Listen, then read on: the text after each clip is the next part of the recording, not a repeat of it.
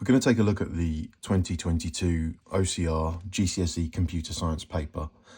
This is paper 1, Computer Systems, which focuses mostly on the theoretical content. There's no programming, no algorithms in this paper.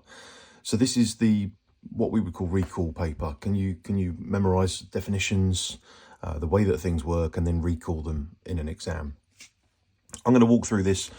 I'm going to aim for 45 minutes or less and explain my decisions at each step. Okay, question number 1, and I always say to my classes that usually the first page or double page spread is usually like a nice introduction. None of the questions on these pages are usually too difficult. Just some quite simple retrieval and recall questions. So we're starting with data, the size of units or the units of data that we can process and save. Something that's quite useful to do in this instance, when you see a question like this, you've got 1 bit, which is the smallest unit of measurement when it comes to data. 8 bits goes into a byte. And then bytes, it requires generally 1000. It's actually 1024. But for examination purposes, OCR allow you to simplify. So 1000 bytes goes into a kilobyte, 1000 kilobytes in a megabyte, and 1000 megabytes go into a gigabyte. And you can keep this going. 1000 gigabytes go into a terabyte and so on. But quite often they don't usually go further than a terabyte, although you'll see here that we've got petabytes in this question. I'll deal with that when we come to it. So the first question, or the first row, 2000 bytes, tick 1 box to identify the binary unit equivalent of each of the given file sizes. 2000 bytes, so simple, because if we think of 1000 as a kilo, then 2000 would just be 2 kilos. And hopefully we've got an option that agrees with that, and we have. So 2 kilobytes would be our correct answer. Very, very bad of me, actually. I'm using a coloured pen because that's what I mark with. You should always answer with black ink. So I like to make a mistake so that people can learn from me. 2000 terabytes. Now, I just said a minute ago that they don't usually go further than terabytes, and then the second question proves me wrong. If we just add to our list up here, 1000 terabytes is 1 petabyte. We've also got yottabytes and zettabytes and things, but again, it's quite rare for those to come up in an exam. But if you know the system, basically you're multiplying by 1000 each time you go up a unit. So 2000 terabytes would be 2 petabytes. 16 bits. So we're going to go right back to the start. 1 bit is the smallest unit of binary data in a computer. 8 bits are a byte, and the question here is asking us about 16 bits. So some simple maths. There's 2 8s in 16, so two lots of 8 bits. That would be the same as 2 bytes. And then the final row, 4 nibbles. Now a nibble is, so if I start with a byte is 8 bits. Okay, so 8 binary digits. A nibble is half a byte. Okay, so 4 bits. And they're asking about 4 nibbles, so 4 lots of this would be 16 numbers, which again is the same as the previous question, 16 bits. So it's going to be the same answer as the previous question. Nice and easy opener there. Convert the denary number 221 into 8-bit binary and show you're working. Now, when it says show you're working, this is important because usually those questions will have more than 1 mark available. Okay, 1 mark will be for the correct answer and 1 mark will be for the working. Sometimes you can get the working right and get the answer incorrect. So it's very important that you do this. 221 into 8-bit binary. Okay, so I'm going to write 221 here. Now with these questions, you should always have a method. And the method that I teach is that we use these placeholder values to represent binary digits in sequence. And you'll see, which is not the best practice, that I'm going from left to right. We should really go right to left and double as we go. I went left to right and halved as I went. So we got these column values: 128, 64, 32, 16, 8, 4, 2 and 1. And what we're doing each time is we're saying, does 128 go into 221? Yes, it does. So we put a 1 there, which is a positive charge, or a representation of a positive charge inside a computer. So if we take 128 away from 221, because that's like a working number at the moment, 128, so that's going to be 100 minus 7. So we're looking for 93 now. Does 64 go into 93? Yes, it does. And that will leave us with 29 to find. 32 go into 29? Nope. 16 go into 29? Yes, it does. That'll leave us with 13 to find. Does 8 go into 13? Yes, it does. Does 4? Sorry, should have adjusted that. Does 4 go into 5? Yes, it does. We're looking for 1 now. Does 2 go into 1? No, it doesn't. So 0 goes there. Does 1 go into 1? Yes, it does. Okay, so our final answer would be 1101, 1101. And you don't have to worry too much about presentation in your answer, because as a teacher and a marker myself, I'm looking for your method and I'm looking for your answer. If you want to make it clear, either put a box around it or something like that. But it's really not necessary. The marker will find your answer, so long as you've not got scribbles absolutely everywhere. Okay, convert the hexadecimal number 2F into denary. So 2F. Now with hexadecimal, it's a shorter way of representing binary numbers, because binary can get quite long if you're using all these ones and zeros to represent their placeholder values. Hexadecimal is simpler because each column you've got multiplied by 16 and multiplied by 1. If we had a third column, which we don't, it would be multiplied by 256. And you'll notice, multiplied by 1, multiplied by 16, multiplied by 256, it's multiplying by 16 each time it goes left. So in binary it doubles, and in hexadecimal it multiplies by 16. That's because it's called a base 16 number system, and binary is called a base 2 number system. Obviously the number system that humans usually use is base 10, I believe because we have 10 fingers, and including thumbs, on our hands. Okay, so the way that hexadecimal also works is that we can only use one digit, or one character, I should say, per unit. Okay, so in hexadecimal, you can't, for example, write the number 15. Okay, you can't write 14, you can't write 13, nor 12, nor 11, nor 10. Because the computer will get confused with 10 and 11, because in binary, 10 or 10 means 2 and 11 means 3. So what we do in hexadecimal, I've actually done that really badly. If we write 0, 1, 2, 3, 4, 5, 6, 7, 8, 9, 10 down this side, 10 becomes capital A, 11 becomes B, 12 would be C, 13 would be D, 14 would be E, and 15 would be F.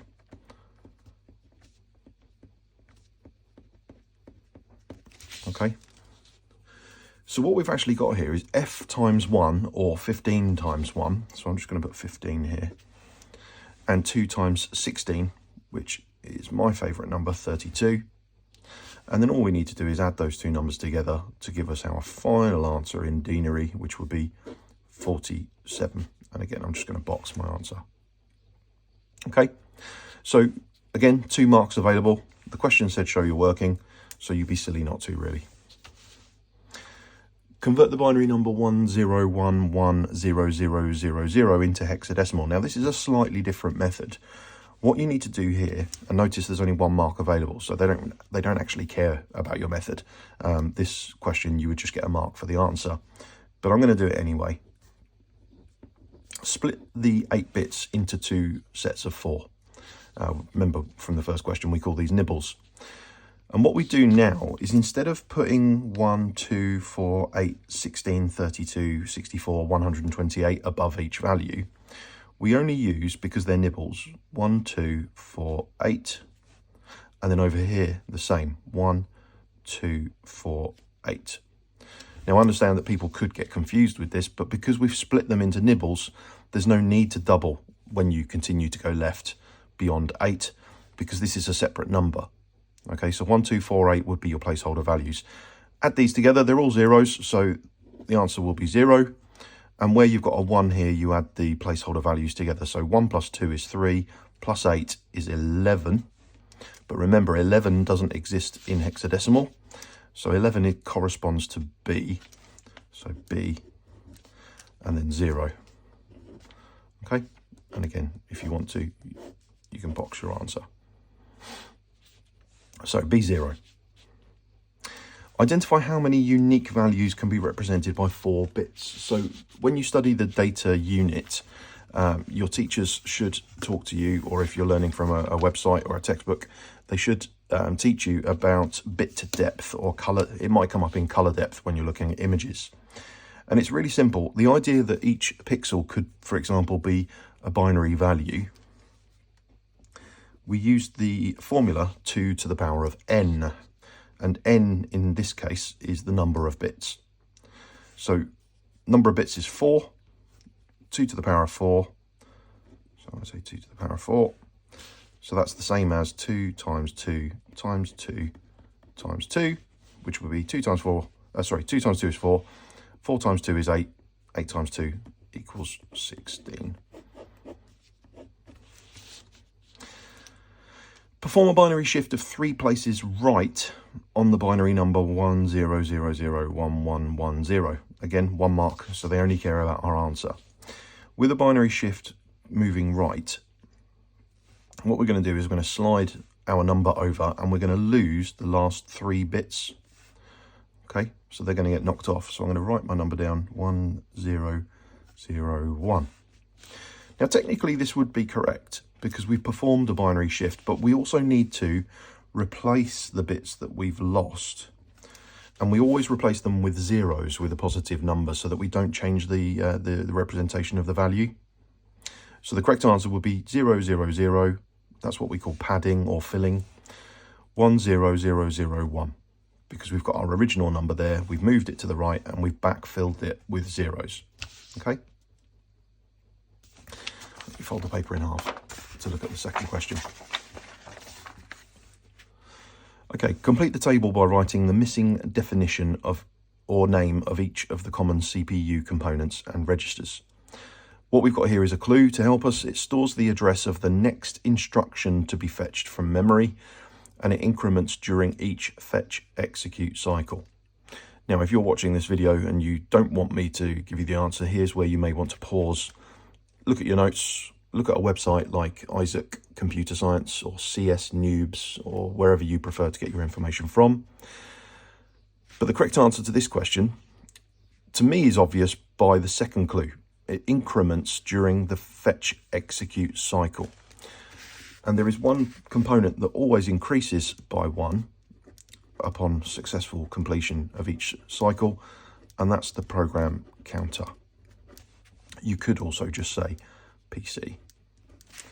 Okay, but I would always recommend you put the full name if you're confident, the initials if you're trying to save time, but realistically you're going to save 3 or 4 seconds. Control unit. What does the control unit do? Now, I always think of the control unit like, in my case, the mother of the family who maybe directs everybody and makes sure that everything's synchronized and will work. So, you know, when you've got larger tasks to do, usually there's one person directing people to make sure that everybody stays on task and that tasks get completed. So I'm going to say the control unit controls, funny enough, I'm going to use that word from the definition, controls the fetch, decode, execute cycle. There's other things you could say here as well. You could say, for example, that it directs the operations that are happening. It synchronizes or coordinates the processor. It also decodes instructions as well. So it decodes instructions. I wouldn't recommend that you put 2 answers. I'm just going to put an asterisk there. Or you know, it runs the fetch execute cycle or something like that. Okay, but both of those individually would be correct. Stores the address of the data to be fetched from, or the address where the data can be stored. Keyword there being address. This is the memory. You've got 2 options here, but the correct one is memory address register, MAR.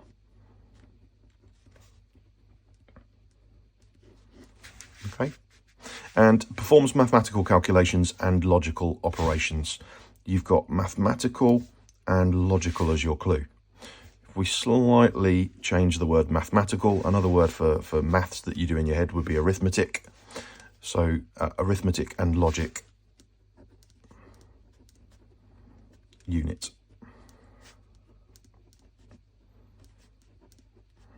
And again, you could put the acronym there, ALU. Okay, so four rows, 4 very confident answers from me. Hopefully it's the same for you when you're coming across these questions, because as I always say, you don't need luck, you just need to prepare. Preparation and revision will always see you right on those first 2 pages of an OCR GCSE paper. I'm hoping I can stitch these 2 videos together because I had to pause the previous recording for a delivery. Apologies. Question 3. A library has a LAN, a local area network, and this LAN allows access by both wired and wireless devices. Users have reported that the network sometimes runs slowly. Explain why the number of devices using the network at the same time can affect the performance of the network. So, explain why being key here, because it's a 3-mark question, and it's asking why the number of devices using the network at the same time can affect the performance of the network. So explain why, and then the second part is the number of devices using the network at the same time. Now, I'm going to guess that because many of you are sitting your GCSEs, you don't have your driving licenses currently, so using a road analogy may not help you.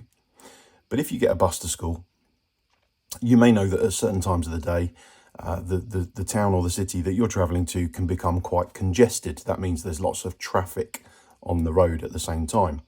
And it's a similar principle here, whereby the more cars on the road or the more data being requested on a network, the more congested it's going to be, the more traffic there is.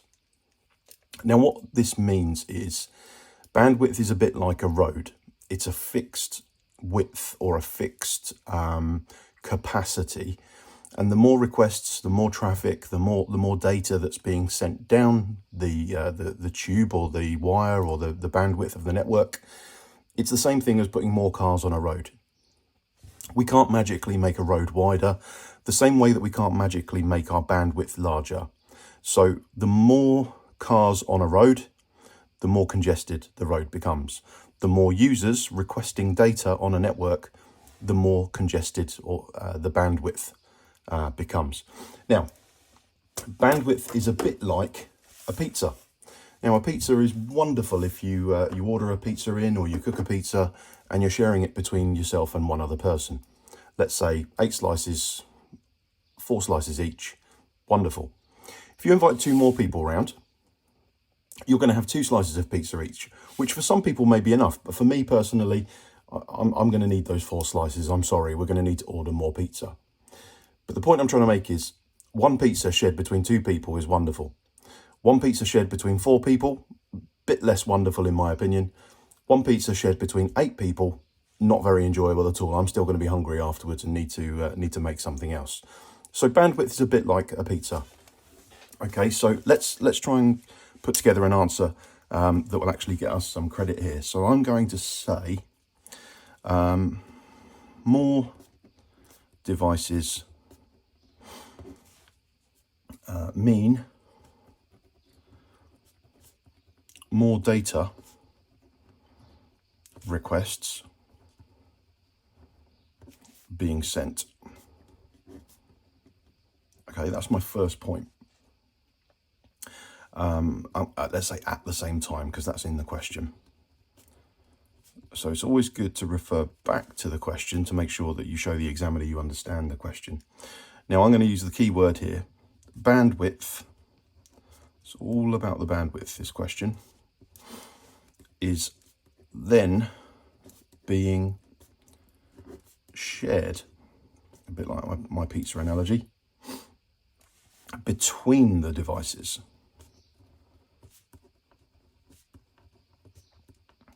Okay, so I reckon we're probably on for 2 marks at the moment. So we need a third point, just to absolutely concrete, solidify in the marker's mind that we understand what we're talking about. So I'm going to say this means that there is less bandwidth available per device. Okay, and that fits perfectly with my pizza analogy. It's 6:41 in the morning, so I'm not going to think too much about pizza right now. Okay, I hope that makes sense. We've explained why, we've referred to the number of devices using the network at the same time. I'm 99.9% confident we've got all 3 marks there. Identify one other factor that can affect the performance of the network. Now, I'm going to be lazy. I'm going to say bandwidth. And you might immediately think, well, hold on, you just used bandwidth in your previous answer. Yeah, but they were talking about wired and wireless devices using the network at the same time.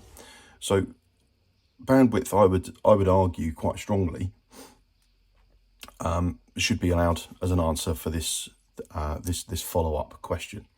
Now, what you could say if you weren't confident repeating the idea, is you could say something like interference. Okay, so things like walls that can interfere with the signal, weather, things like that. Okay, 1 mark question. Right, now we get to this kind of multiple choice, although it's not multiple choice, but you've got these options up here to fill the blanks. So these questions are quite easy so long as you use a little bit of logic and a little bit of common sense. Problem with common sense, of course, it's not as common as we would all expect it to be. A website is hosted on a something. Come on, guys, if you're sitting a GCSE computer science exam and you don't know that a website is hosted on a something server, now we've only got file server and web server up there. Obviously, it's going to be web server. Some of these questions you need help on. Some of them, they should just be automatic. The computers that access the websites are called something. Well, let's say we've used web server. It doesn't say that we can't use any of them twice, but let's say we've already used web server. So what else have we got? No, nothing at the top there. Nothing in the middle. Clients is the only sensible answer. So clients, let's put a line through that. The user enters something into a web browser. Now, I'm going to read the next sentence just to make sure of this. The user enters something into a web browser. The web browser sends a request to the something for the matching IP address. Now, this obviously requires a little bit of knowledge. I don't think you're going to get this if you don't have the knowledge and you're just guessing from here. Full stop doesn't make sense. Embedded systems doesn't make sense. Internet protocol doesn't make sense. Hyphen doesn't make sense. So we've got DNS, URL, file server potentially, that would be a bit weird, and MAC address. And I've seen students before answer any of those 4. The user enters the URL. That's the web address, basically. Okay, the URL into a web browser. The web browser sends a request to the something. So let's put a line through URL. The web browser sends a request to the something. Now, in this case, the something is the domain name server. I'm being lazy. I'm going to put DNS for the matching IP address. Okay, so the URL is the address that humans typically remember. For example, www.bbc.co.uk. The IP address is obviously a set of numbers, which humans could remember because we can remember phone numbers, but it's a bit easier for us to remember words and letters. just due to the way that we are programmed and the way that we learn. An IPv4 address is made up of 4 groups of digits. Each group can be between the denary values something and something. What options have we got? Well, we've got two low numbers, 0 and 1. And then we've got some numbers, 127, 128, 255, 256. This has been designed to catch you out, people, if you don't know this content. The lowest number that any of the IP values can be is 0. And the highest any of them can be is 255. I cannot tell you how many students I've marked have tried to put 256. There are 256 values because starting at 0, ending at 255, there's 256 values. The final value is 255, okay? 256 is the number of values. Please, please, please don't get confused by that. And then finally, the groups of digits are separated by, if you've ever been into your phone settings and you've looked, you've probably seen groups of numbers separated by full stops. The other common answer people put here is hyphen. That is incorrect. So we've used full stop, we've used 255, we've used 0. 7 marks, very easy if you've done a little bit of preparation and revision on that topic. Okay. The wired connection is an Ethernet connection. Ethernet is considered a standard. Explain why Ethernet is a standard. So again, we've got an explain why question. We're going to need to go into a little bit of detail here. What this basically means is, if you're talking about the performance of your wireless, you may get used to a certain level of performance from your wireless. If you're a gamer, if you're a streamer, any of those types of things, you probably get used to certain times a day being very good, certain times a day being a little bit worse, and you come to expect a certain standard of performance from your router or from your wireless internet connection. In this case, they're talking about Ethernet, which is the cables that we use to connect our computers to the router directly. You might see them blue, yellow, grey cables usually. Ethernet is a standard because, I'm just going to rotate my page slightly here. Ethernet is a proven and reliable means of connection, unless you've got a dog or a cat that chews through it. Ethernet is a completely proven and reliable means of connection. You don't get interference with the weather like you can do with Wi-Fi. You don't get interference between walls like you do with Wi-Fi, or if your bedroom's up on the 3rd floor of your house and your router's on the ground floor. Okay. Why else is it a standard? I would also say Ethernet has a high bandwidth. Now, if ever you're trying to get the best possible internet connection you can, the best way you could do so, if your device allows you to, is sit next to the router and plug in with an Ethernet cable. If you're using wireless, it's very convenient. You can move around. You can play in your bedroom on your laptop. However, you're not going to get the fastest internet speeds. So Ethernet has a high bandwidth and it's a proven and reliable means of connection. You could also talk about the cost. Ethernet is cheap in comparison. What else could we say? It's more secure because you can't hack an Ethernet cable, but you could hack a wireless connection. You could also say that Ethernet was typically used by every manufacturer and used with many devices. That one's a little bit questionable though, because a lot of modern devices like tablets and phones don't have Ethernet ports. So you're going down a little bit of a risky route depending on your wording of your answer to that. But you could talk about compatibility potentially. But I think these two are the safest options. So proven and reliable means of connection and high bandwidth. You could talk about cost or security. Okay, this next question.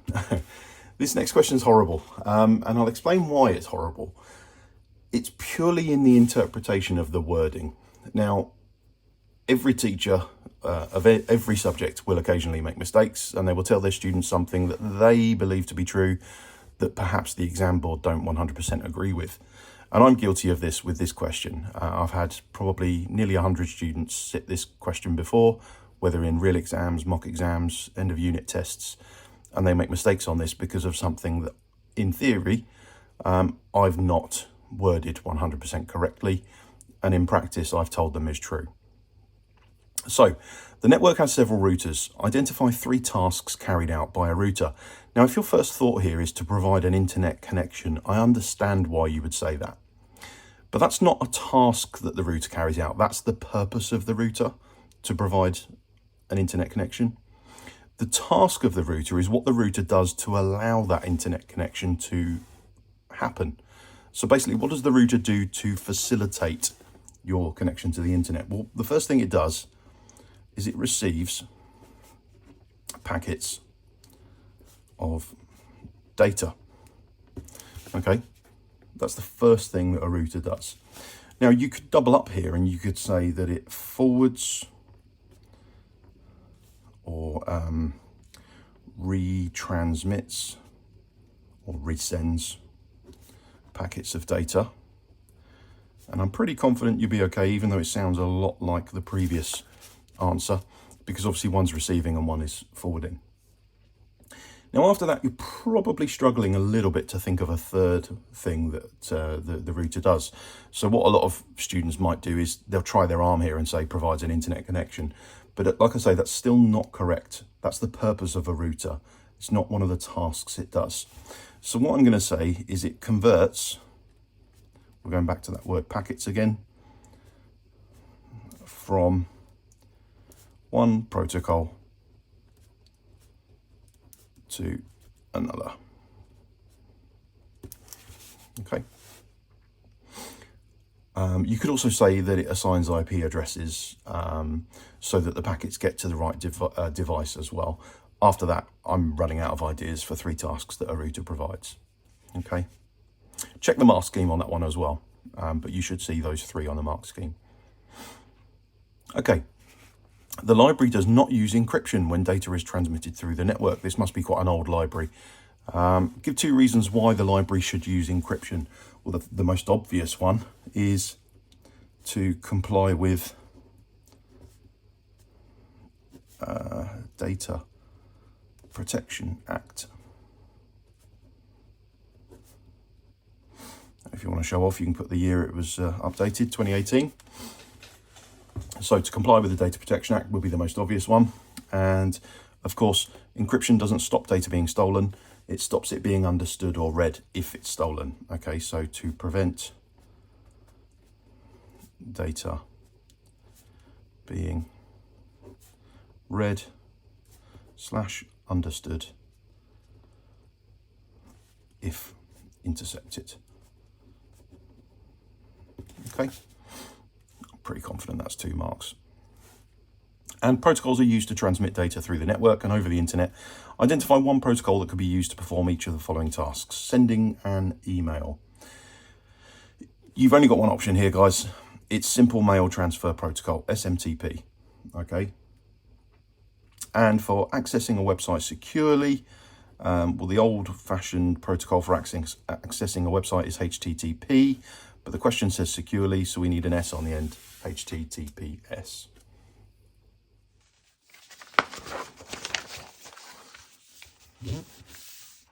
Okay, so we've got the 8-mark question. Let me just prove the 8-mark question, which is always an essay style. They call it quality of extended response question. I think it used to be called quality of written communication. Anyway, for these types of questions, you're usually asked something either ethical, environmental, or legal. And there's typically one really easy way to go about answering these questions to guarantee yourself at least half marks. We've got a topic here. Social networking websites use artificial intelligence to monitor posts from users. Please ignore me placing a post-it note there for a second. I will explain. Discuss the positive and negative uses of AI by social networking websites, including legal issues, ethical issues, and privacy issues. Now I'm going to use 3 different coloured post-it notes for this. I know that you don't have these in the exam, I'm sorry, but it's the easiest way for me to demonstrate this. There we go. So 3 different coloured post-it notes. You can probably guess what they're for. So legal issues. Social networking websites use artificial intelligence to monitor posts from users. That's the key part of the question, to monitor posts from users. Teaching teenagers, I quite often see them go off on rants or tangents which don't directly address the question. So what can users do on social networking websites that may require monitoring? I have an Instagram account which during COVID I used to customize and restore trainers. And while I was painting, I made some videos. Some of them were quite popular, and I would have music playing in the background. We all remember that two-year period. We'd do anything to keep our sanity. So for me, it was music. And a couple of the videos I posted got taken down because I didn't own the copyright to the music that was playing in the video that I uploaded to my page. So the first law that we're going to mention is potentially the Copyright, Designs and Patents Act, 1990, I seem to remember. Now, are there any other laws that could apply?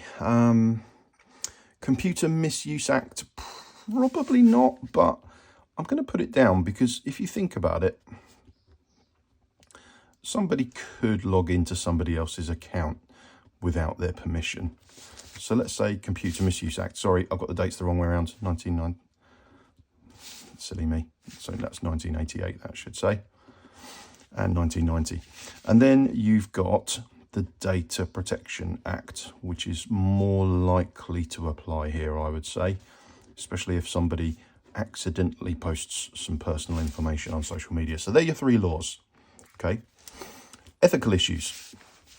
So you're going to talk about AI replacing humans, because presumably if social media companies already do this type of monitoring, they're probably going to pay humans to do it. So we've got AI potentially replacing humans, and how the jobs can affect the economy. Because if people don't have money, they can't spend money. And if people don't spend money, the economy suffers. But more importantly, those people can't provide for their families. So AI replacing humans, so jobs that could affect the economy. We're going to talk about judgment. You know, can AI make reasonable judgment? You know, emotional intelligence, for example. I can tell potentially what's bullying and what's banter. Can an AI bot? Okay, so a couple of things you could talk about there. Speed and efficiency, maybe. I would imagine one of the reasons that companies want to employ AI bots to do this is they'll do it quicker. And of course, AI bots less likely to be ill. Human employees, unfortunately, sometimes need days off to recover from illnesses. So there are ethical issues and privacy issues. People may not want their private posts, like messages and stuff. So I'm going to put private posts or messages being read or checked. So that's going to come down to the terms and, what am I doing? Conditions. Okay, if the company have said in the terms and conditions that they'll do that, then obviously the user hasn't read that. That's the user's problem. The company have done they've done what they're required to do. But what I would say on privacy is some people might actually prefer automated monitoring versus humans reading their posts or messages. So for me as a teacher, for example, I would much prefer that a computer was reading my posts, because potentially the person reading my posts who's paid by a social media company might be a parent of a child that I teach, or it might even be one of the elder children that I teach in the sixth form. It could be a friend of a friend or a friend of a relative. And, you know, if I'm trying to, as you guys say, use some of my riz on somebody on social media, I don't want to be embarrassed because other people can potentially read my messages. So me personally, I'd prefer an AI bot reading my messages, but some people might not want their messages being read at all. So basically, we're talking about consent and privacy, aren't we? So consent, I'm going to put in brackets there, and privacy. Now, I'm not going to write an essay because it would take way too long, but they're the kind of things that you're going to talk about. I think Computer Misuse Act might be a bit of a stretch, but definitely you could talk about the Data Protection Act, talking about, for example, personal data being vulnerable. And I use the example of videos that I posted on Instagram a few years ago being taken down because I didn't own the rights to the media in the background. Although now, of course, on Instagram, you can select audio using Instagram's feature, because Instagram will then either credit the artist or pay the artist per, I don't know, 1,000 streams. Okay, so plenty of things to talk about there. Also, be positive and negative, be balanced. If you do that, you'll get at least 4 out of 8 marks. You'll probably get nearer the 6 to 7 marks out of 8. Okay, so hopefully you find that helpful. Maybe screenshot that and have a go at it yourself, or pause the video. Okay, let's move on as quickly as we can, because I'm very conscious my last video was longer than I said it would be. Let me try and get closer with this one. Okay, a software development company wants to protect their computer systems and data from unauthorized access. Identify 2 methods of physical security. Okay, physical security that the company could use. So many things you could say here. CCTV is an obvious one, and locks on doors. In addition to those, you could also say security guards or a security team. You could have something like key card entry. You could also have biometric entry. Growing up in the, as an 80s baby, growing up in the early 2000s, every music video seemed to have somebody having their eyes scanned or their fingerprints scanned. So biometric entry will be something that would come fairly naturally to me to answer that question. What else have I missed potentially? Maybe some alarms, like a security system. I'm struggling a little bit after that. But yeah, locks on doors, CCTV, biometrics, those sorts of things. They would all be very good, simple, short answers to that 2-mark question. Okay, identify and describe 2 software-based security methods. So software-based is the key here. And you should already hopefully be thinking of encryption. And to me, the obvious other one is firewall.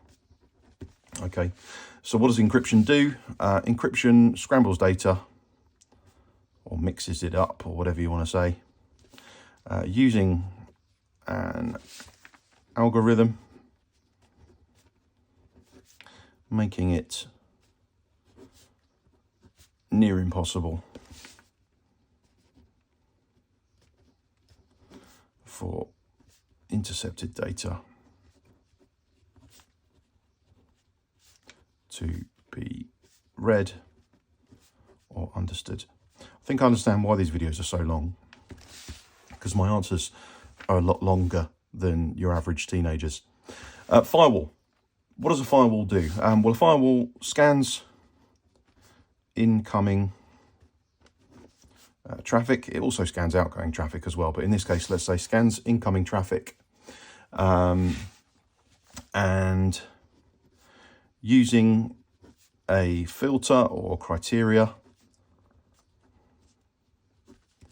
will block suspicious or harmful requests. Okay. I'm pretty certain we've got all 6 there and we've got all 2 there. So that's a nice page for us. I'm just going to leave that there for a second. I love these questions. Tick box is so easy. Tick 1 box on each row, 1 box, not 2, 1 box on each row to identify the legislation that would cover each of the given events. Okay, a company transmits personal data. Personal data. As soon as you read the word data, that should tell you which law it is, but let's just read the rest of the statement. To another company without the individual's permission. I mean, come on, what are we doing? A school accidentally publishes their students' addresses on the school website. Well, somebody's in big trouble there. That's the same contravention. I'm going to guess that person is going to get a strict telling off. Can you imagine a teacher or a member of staff sitting outside the head teacher's office? That must be a funny look. The interface for a piece of software is replicated by a rival company. So you've got 2 companies, a piece of software in the middle, and it's being copied. Copyright and Designs and Patents Act, obviously. A user leaves a computer logged on and another person leaves them a message on their desktop.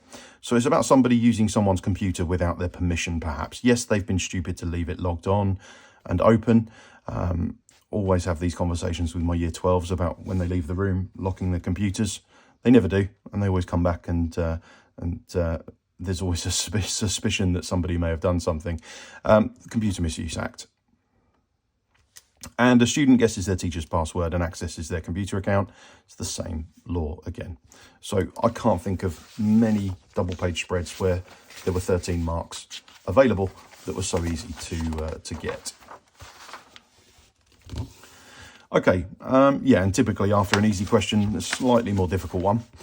A student is creating a range of documents for a school project. They record a podcast about computer science. My year 12s are doing that right now. Describe how an analog sound wave is converted into digital form. Okay, so again, this is one of those where if you've not done your preparation, if you've not done your revision, you're going to find this really difficult. When we talk into a microphone, the sound waves that we produce are called analog sound waves. Okay, they're not digital, they're analog. So analog sound waves are recorded, and we also want to say sampled, because that's probably the key word here. And the height, and I'm going to use brackets again because the technical word is amplitude of the waves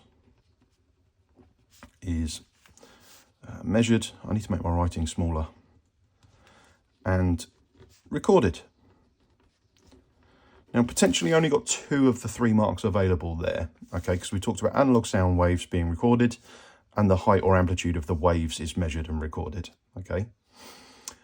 We could say, actually, I should have put a comma there, at set intervals.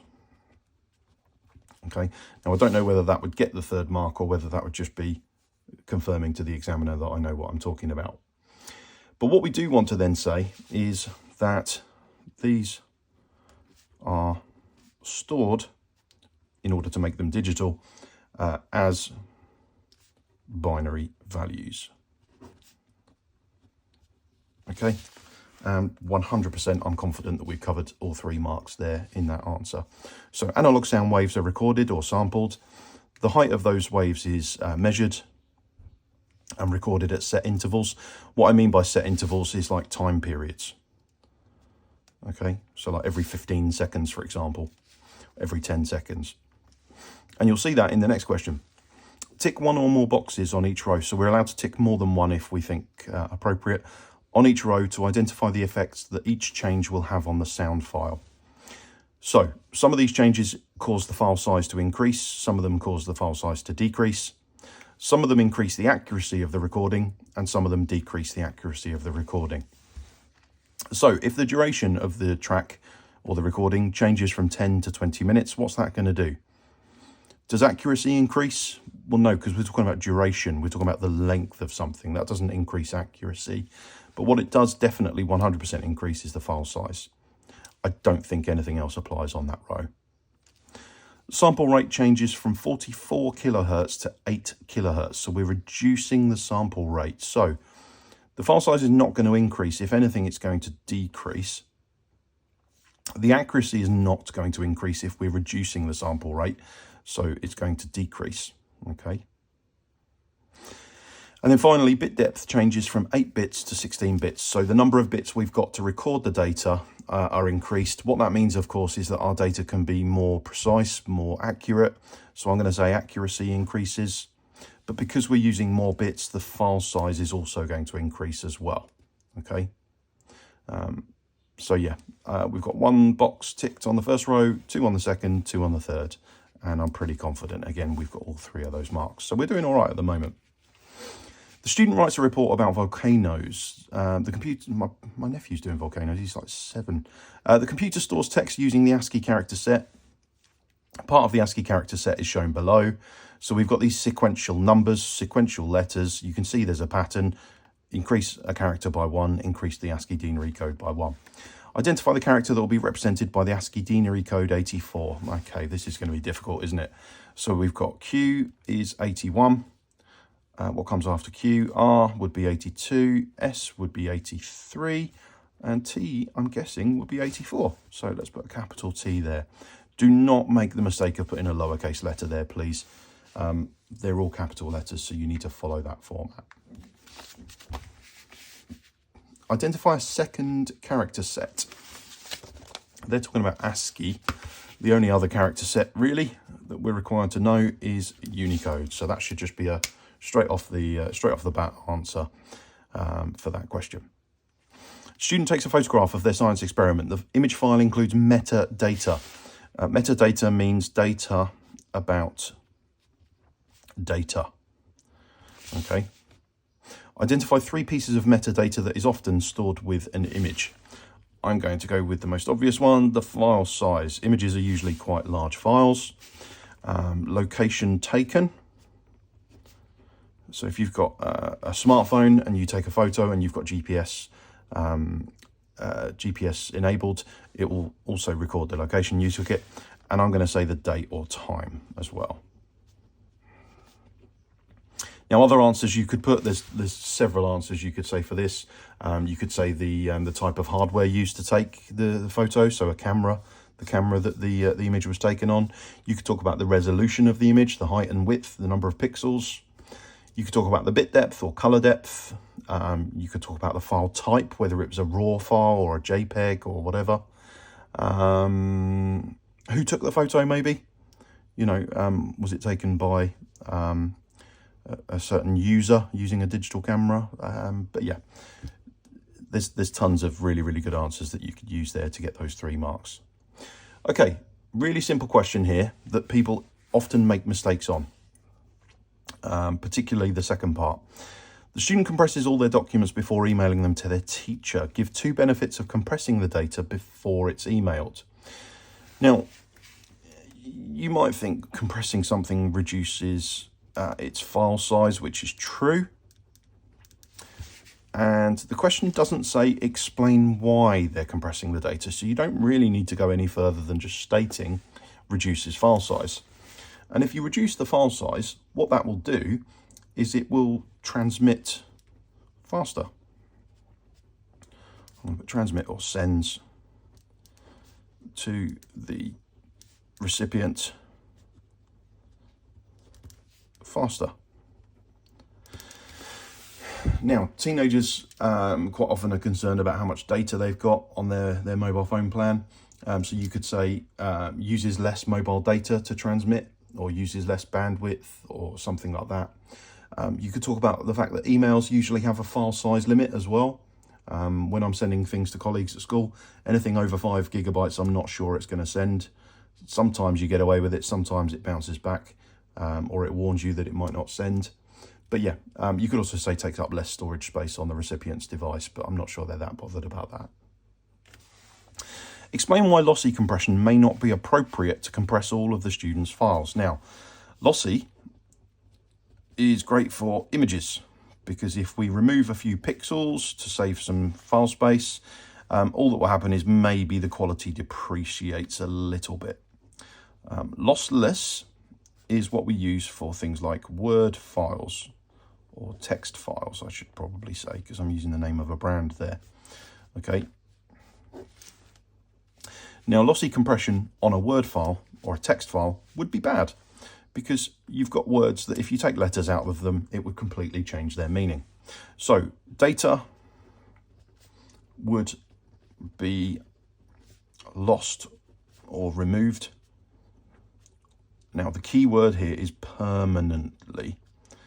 Doesn't matter how many times I try and drill this into students, they still don't make a big enough deal of the word permanently here. Meaning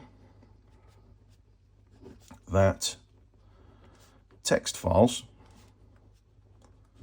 would not be restored to their original state.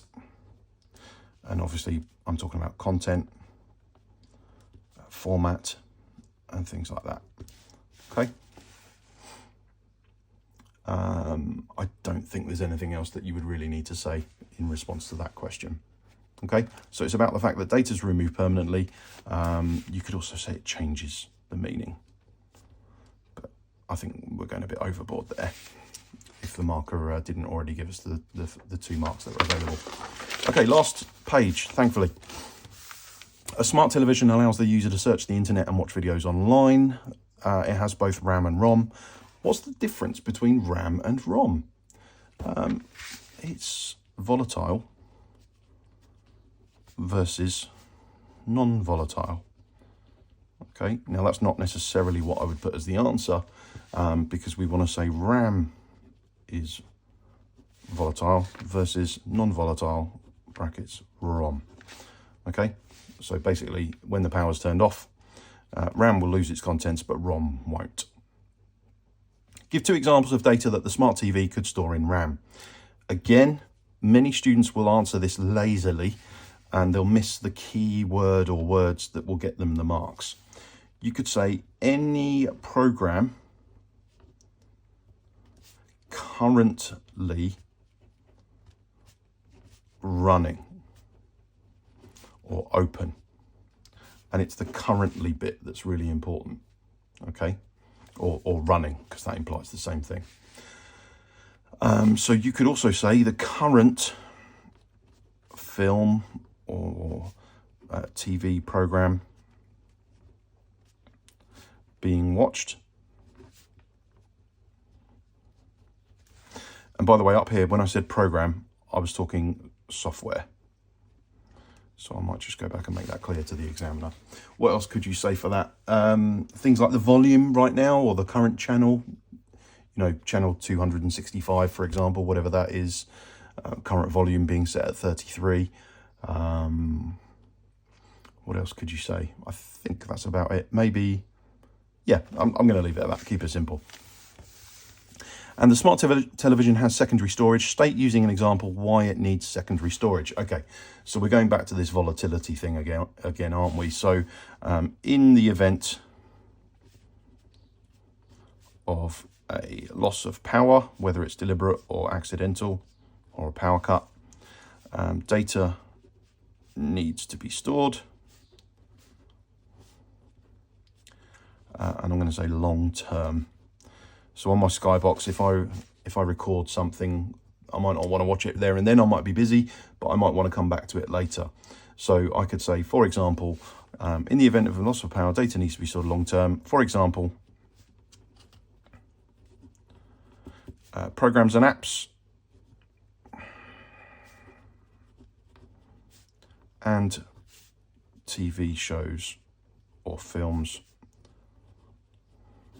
recorded.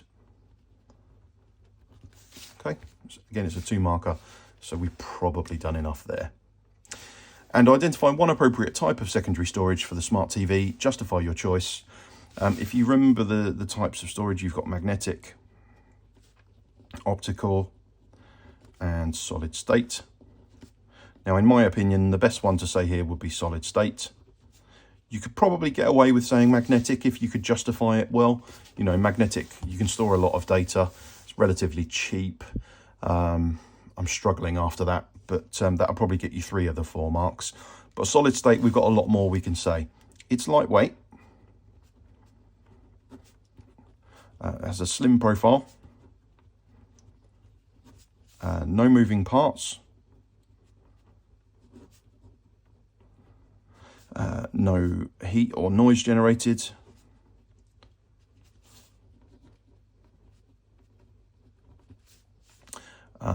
stores a lot of data,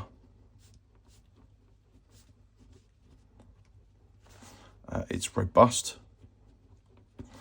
So for example, if moving house, it could take a knock or a bang and still be okay. What else could I say for that that answer? I don't know. Does it use less energy? Possibly. Not sure. But I think we've covered everything there. It's lightweight. It's got a slim profile. It's got no moving parts, no heat or noise generated. Stores a lot of data. It's robust. I think all of those things are good justification for the 4 marks. So I hope that you found that helpful. Obviously, if at any point you wanted to pause the video and maybe print out this exam and do it yourself, then obviously please do so. Leave me a comment if you found anything particularly helpful, or if you've got any feedback for me, because I will review how I go about these moving forwards. But good luck in your exams if they're this week. Get some sleep if it's tomorrow and you're up late revising. Sleep is also important, and I wish you well.